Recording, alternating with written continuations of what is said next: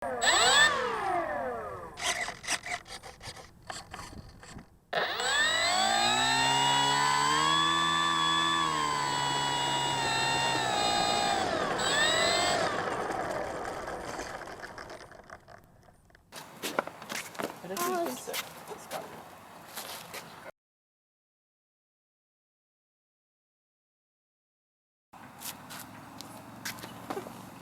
there. Are you slipping down? No.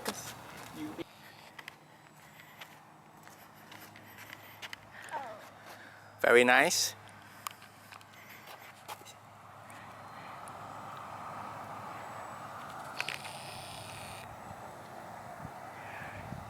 Okay. Oh yeah, I'm gonna do a loop-de-loop, I think. You wanna do a loop-de-loop? Yeah. Okay.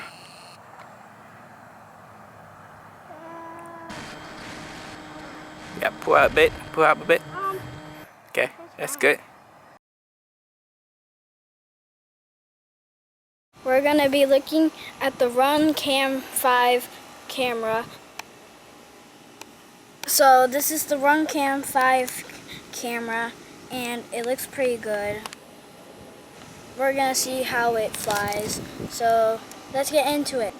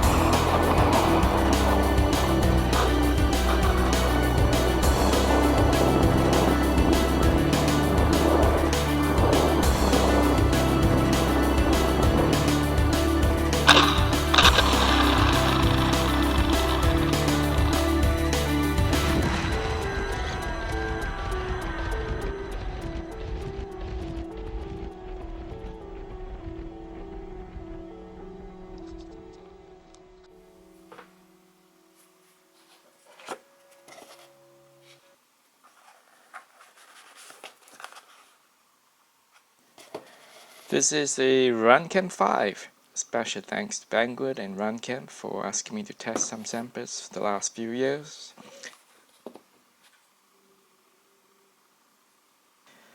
It looks very similar to the RunCam 3, but I can see there is a sliding lid now to keep the microSD card safely in place. It is black. If there is an orange version, it would have been better, as it makes it easier to find the camera in the field if it falls off.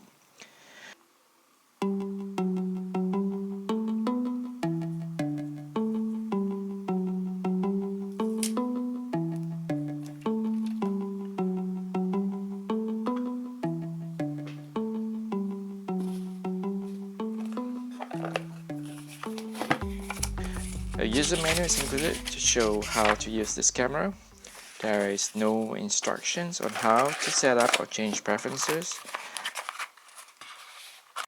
So I searched the internet, and there is actually a pretty smart app from RunCam that I had to download. It updates the timestamp, so yes, you will need to use the app at least once to change your preferences.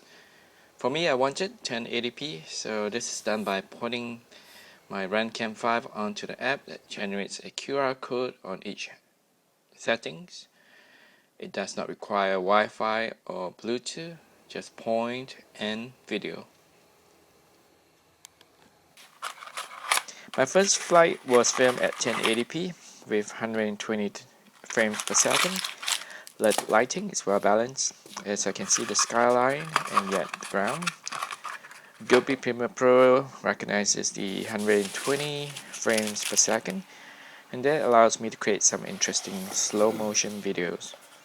This is everything you get out of the box. Well, until the next video, stay tuned for more reviews.